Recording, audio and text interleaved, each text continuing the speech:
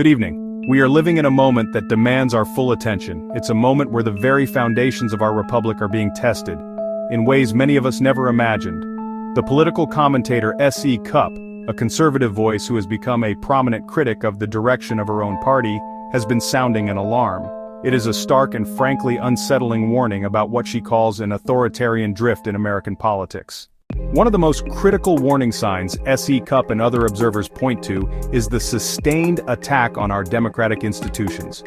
The pillars that support our system of government are being targeted: the judiciary, the intelligence community, the electoral process itself. They are meant to be independent, checks and balances on executive power. During the Trump presidency, these institutions faced relentless public criticism and attempts to undermine credibility. Another pillar of SE Cupp's warning focuses on the persistent and hostile campaign against the free press. In a functioning democracy, the press holds power accountable and informs the public. However, during the Trump years, news organizations were systematically and repeatedly labeled the enemy of the people. This is the language of authoritarians who see a free press as a threat. They included concrete actions to punish and intimidate journalists. The result? Self-censorship and a weakened watchdog role. A third and deeply concerning sign is the effort to consolidate power within the executive branch, often at the expense of Congress and established legal norms. The extensive use of acting cabinet secretaries allowed the administration to circumvent the Senate's advice and consent role. Leaders were chosen for loyalty rather than qualifications.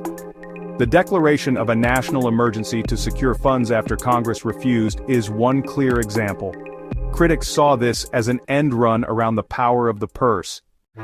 The concerns do not exist in a vacuum. Democratic backsliding is documented globally: Hungary, Poland, Turkey, Venezuela. The parallels between tactics used there and warning signs here are chilling.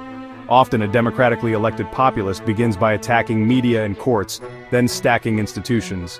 These are tactics used by leaders like Viktor Orban to create an illiberal state. The fear is not that the US is identical, but that these patterns can accumulate if ignored. Not everyone agrees with SE Cupp's assessment. Many dismiss these concerns as partisan exaggeration and say disruption was necessary. They argue the president fought entrenched interests and gave a voice to voters. But critics like Cupp and Ezra Klein say method matters, not just outcomes.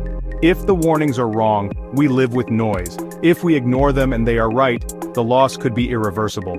The urgency is real because democratic norms, once broken, are hard to restore.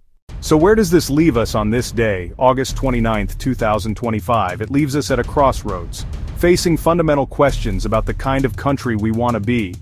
Call out attacks on democratic norms, support the institutions that check power, insist on discourse based on facts, show up, pay attention, and hold leaders accountable. The American experiment has been defended by generations. Now it is our turn. The future is not written in stone. It will be written by the choices we make today, keeping them honest.